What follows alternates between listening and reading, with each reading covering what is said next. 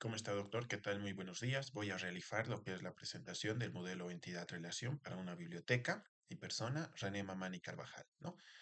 Bien, empleando lo que sería el modelo entidad-relación. En este diagrama, nosotros podemos observar, por ejemplo, las entidades que vamos a utilizar, ¿no? Previamente, este ejercicio se sacó de lo que es la práctica correspondiente al ejercicio número uno, ¿no? Asimismo, entonces, en el modelo entidad-relación para una biblioteca tenemos las siguientes entidades. Primeramente tenemos la entidad usuario. Lo que va a tener es su ID, su identificador de tipo entero, por supuesto. Luego tenemos el nombre, que va a ser de tipo string, su dirección y su teléfono, ¿no? Asimismo, un usuario puede realizar lo que es un préstamo, ¿no? Entonces, la entidad relacional va a ser préstamo, que va a tener su ID, va a tener la fecha en la cual se ha efectuado el préstamo, que va a ser un campo de tipo date, va a tener la fecha de devolución, que también va a ser de tipo date, ¿no? Pero, ¿qué es lo que se realiza? Pues se realiza un préstamo de un libro. Los libros tienen lo que sería un identificador, que es el ISBN, ¿no? En este caso lo vamos a tratar de tipo string, ya que al final es un conjunto de caracteres numéricos, pero también tiene un carácter que son los guiones de los ISBN, ¿no? De los libros correspondientes. Un libro también tiene lo que es su título, tiene lo que es su autor, tiene lo que es la editorial. Estos tres campos, por supuesto, que van a ser de tipo string, ¿no? Y el año de publicación, que va a ser de tipo entero. Entonces, un libro se puede incluir en lo que sería un préstamo, ¿no?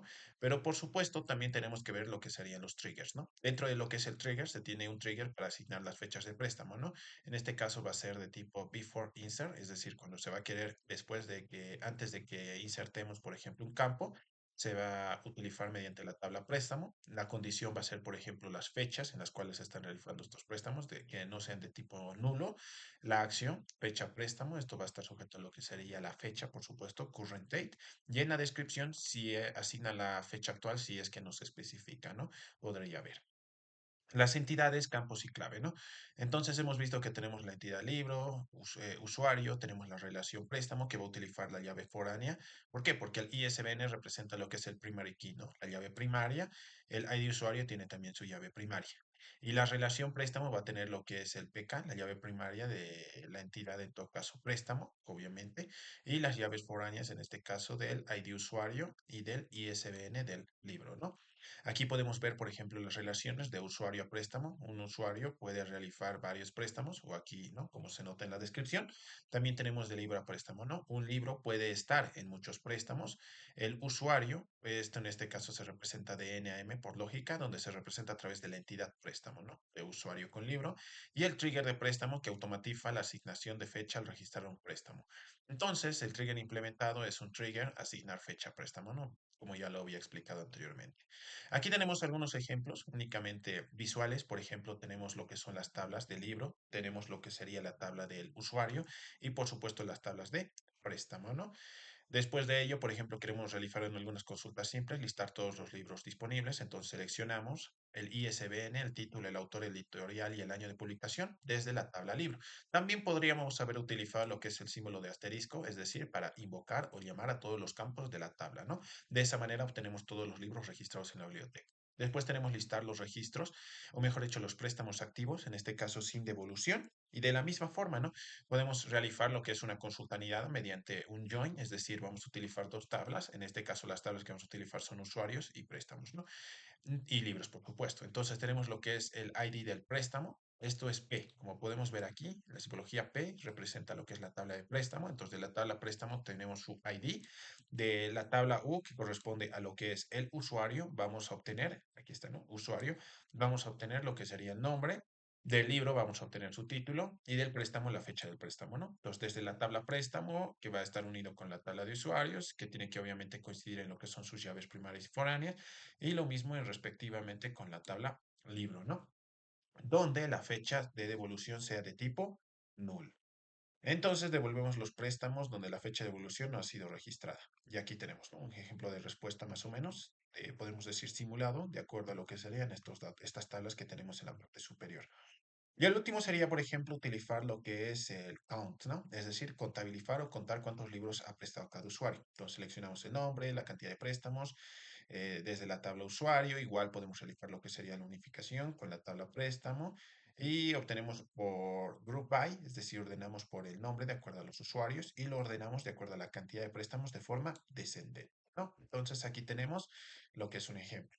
Pero por supuesto es necesario entrar en práctica de lo que sería la implementación en una estructura o en un gestor de base de datos como lo es Postgres, ¿no? Postgres que se utiliza bastante en lo que es el ámbito actual, o mejor dicho, en el ámbito laboral, ¿no? Entonces aquí ponemos Create Databases y aquí en Databases podemos señalar, por ejemplo, un nombre de la base de datos. Le puedo colocar BD Biblioteca, por ejemplo. Le pongo en Save, crea lo que es la tabla de biblioteca, puedo generar lo que es un query tool y aquí ya tenemos, ¿no? Las diferentes consultas que vamos a ir tranquilamente automatizando, ¿no? Entonces aquí tenemos, por ejemplo, la base de datos, puedo seleccionar todo lo que es esta, la estructura y aquí tenemos, ¿no? Create Table, la de tabla usuario, la tabla libro, la del préstamo. Aquí estamos utilizando lo que es un trigger y aquí estamos, ¿no? Creando lo que es el trigger. Entonces presiono aquí en la parte superior y lo ejecuto, ¿no? Entonces se ha realizado, se ha efectuado, ¿no? Lo que es la creación. Vengo aquí y le hago lo que es un refresh, ¿no? Entonces voy a refrescar. Luego me puedo ir a lo que es la sección de esquemas y aquí en sección de esquemas lo que voy a hacer es buscar el campo de tables y aquí está, ¿no? Libro, usuario y el préstamo, ¿no? Y además, como se puede observar, también tengo lo que es el del trigger, ¿no? De asignar fecha a préstamo. Podemos presionar aquí clic derecho, View Data, Hard Rows, es decir, ver todos los registros y no hay datos cargados, ¿no? No hay datos cargados porque el SQL el que hemos utilizado es únicamente para qué? Para poder realizar la creación de estas tablas, ¿no? Entonces aquí puede observarse, ¿no? Bueno, este es directamente lo que es una función trigger, ¿no? Entonces, aquí tenemos lo que son nuestros libros, nuestros préstamos y nuestros usuarios. Por ende, tendría lo que es la siguiente, ¿no? Este SQL para efectuar los inserts, ¿no? Entonces vengo aquí y nuevamente puedo borrar este porque ya lo he efectuado. Entonces pego aquí, presiono en control A y ya está, ¿no? Entonces, si vuelvo a lo que sería, por ejemplo, los libros, ya tengo tres libros ahí cargados. Si vengo a lo que es la tabla de préstamos, ya tengo unos préstamos que se han efectuado. Y en la tabla de usuarios, unos cuantos usuarios que ya se han cargado, ¿no? De esa forma, ya hemos realizado los inserts. Si volvemos aquí, donde estamos manejando todas las consultas o los query, podemos ver aquí diferentes consultas, ¿no? Vamos a probar con esta clásica, que es la más sencilla, es una básica. Lo voy a explicar a continuación, ¿no? Ejecutamos. ¿Y qué es lo que nos dice, no? Seleccionamos lo que sería el identificador. Aquí tenemos el ID.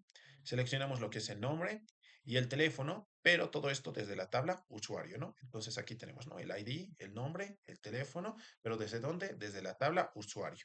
Podemos probar con lo que es otra consulta. Por ejemplo, esta que ya tiene lo que es un join, ¿no? Lo seleccionamos, lo pegamos y ejecutamos.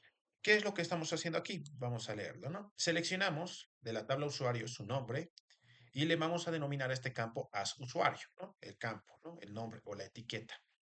Luego seleccionamos de la tabla libro lo que sería el título y para obtener lo que sería, por supuesto, el título, en este campo le vamos a denominar as libro, ¿no? Es decir, que le estamos asignando un nombre a la etiqueta. Luego obtenemos P, que es P, en este caso de préstamos, la fecha del préstamo y la fecha de devolución, ¿no? Fecha de préstamo, fecha de devolución. Como se puede observar entonces, lo que hemos obtenido, ¿qué es? Mejor dicho, hemos hecho esta consulta desde la tabla préstamo, hemos unido con lo que sería la tabla usuarios y por supuesto hemos verificado que su primary key, foreign key coincidan y también con lo que serían la tabla libros, ¿no? Donde current date esté between, significa que esté entre dos rangos, es decir, entre el rango de préstamo y el rango de fecha de devolución, ¿no? Entonces eso es lo que nos está devolviendo esta consulta. Finalmente, podemos volver aquí y vamos a seleccionar lo que es esta última consulta, ¿no? Entonces venimos, lo pegamos y lo ejecutamos.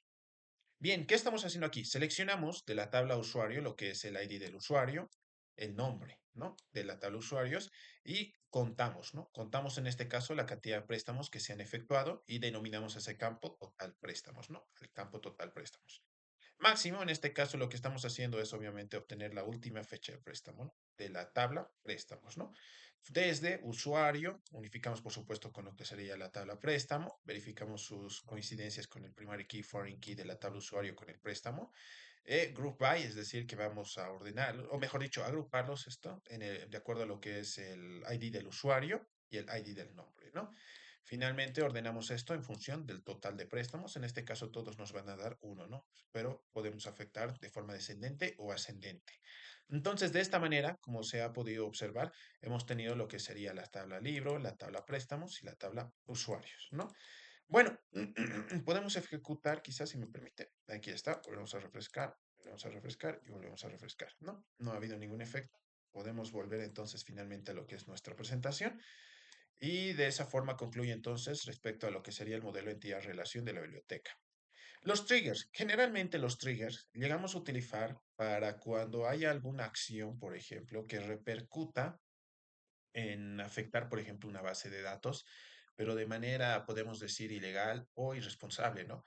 Por ejemplo, si tuviéramos un contexto o un ejemplo, una base de datos que esté relacionada a una entidad financiera, donde se tiene obviamente clientes o usuarios, ¿no? Dentro de una entidad bancaria.